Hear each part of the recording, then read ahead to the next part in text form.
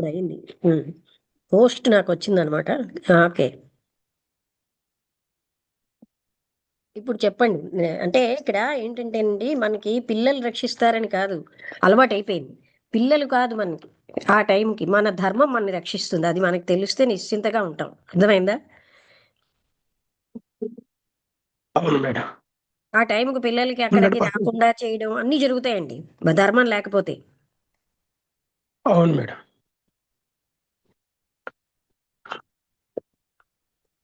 వాళ్ళ మైండ్లో వేరే అభిప్రాయం రావడం ఇవన్నీ అవుతాయి. అందుకని ధర్మమే రక్షిస్తుంది తప్ప పిల్లలు కాదు రక్షించేది. నేను ఒకసారి చెప్పాను అనుకుంటాను మీకు. అది ఏదో ఒక దీనికి వెళ్తున్నాను. అంటే ఇక్కడ అమ్మా, డిఆర్ఎం ఆఫీస్ ఎక్కడ అని ఒక ఆయన అడిగారు. నేను అక్కడే దిగాను వెళ్ళా స్కూల్ నుంచి. అంటే ఇగోతండి ఇక్కడే అంటే, ఆయనకి నేను చెప్పే తీరులో ఏమనిపించిందో, అమ్మ మీకు మ్యారేజ్ అయింది, ఎంతమంది పిల్లలు అన్నారు. ప్రపంచం అంతా అన్నారు. అలా కాదమ్మా, చిట్ట చివరికి చూడాల్సింది పిల్లలే కదా అన్నారు. చిట్ట చివరికి చూసే ధర్మం అండి, పిల్లలు కాదన్నాను.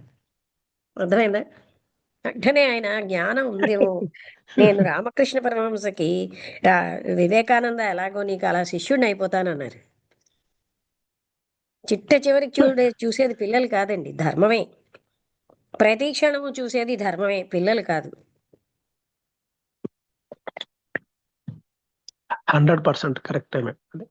ఒక ఆవిడ, హరికథ చెప్పే ఆవిడ, నాకు పిఠాపురంలో స్వామీజీ పడుకున్నప్పుడు నేను శ్రీపాదవల్ల సంస్థానంలో అంటే ఆలయంలో కూర్చున్నప్పుడు, అమ్మ వీళ్ళందరూ పుత్రుడేమో పున్నామ నరక నుంచి తప్పిస్తాడంటాడు, జ్ఞానం అన్న పుత్రుడు ఉండాలి, ఈ పుత్రుడు కాదు.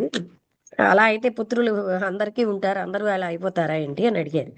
ఇలాంటి కాన్సెప్ట్స్ అన్నీ మనకి చాలా ఎక్కువ అయిపోయాయి.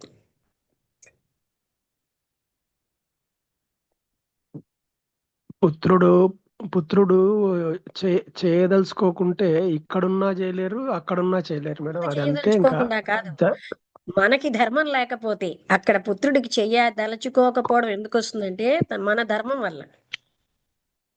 అవును. ఇక్కడ అవును. అర్థమైందా? ధర్మం మనలో ఉంటే, ఇప్పుడు నేను చెప్పాను కదా, 7 8 అబ్బాయిలు, ఒక్క అమ్మాయి.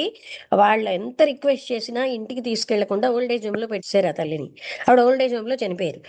పుత్రులు రక్షించేస్తారంటారు, పుత్రులు కాదు, ధర్మం రక్షిస్తుంది. అవును. ఇది మనం గట్టిగా నమ్ముతాం అనుకోండి, ఆ పుత్రుల్ని చెంచాగిరి చెయ్యం. మనకేమైనా ప్రేమ ఉందా? మోహం ఉంది, మన సెల్ఫ్ కోసమే. ప్రేమ ఉంటే అందరి మీద ఉంటుంది. ఇవన్నీ మన మన లోపలికి చూసుకుంటే నిబిడీకృతంగా మనకు అర్థం అవుతుంది. మనం ప్రేమ లేని వాళ్ళం, స్వార్థాన్ని ప్రేమించుకుంటున్నామని. ప్రేమించడం చేత కావట్లేదు మనకి, ఎందుకంటే ఆత్మతత్వం వచ్చినప్పుడే ప్రేమ అన్నది నిజమైన ప్రేమ మొదలవుతుంది, స్వార్థం లేని ప్రేమ.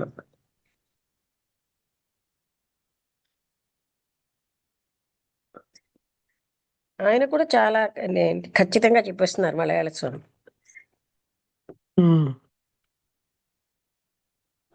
మన విశ్వాసం చిన్నప్పటి నుంచి అలవాటు అయిపోయిందండి. పిల్లలు చూస్తారు, పిల్లలు చూస్తారు, పిల్లలు ఏమి చూడరండి. ఎంతమందికి జరుగుతున్నాయో ఇలాంటివి.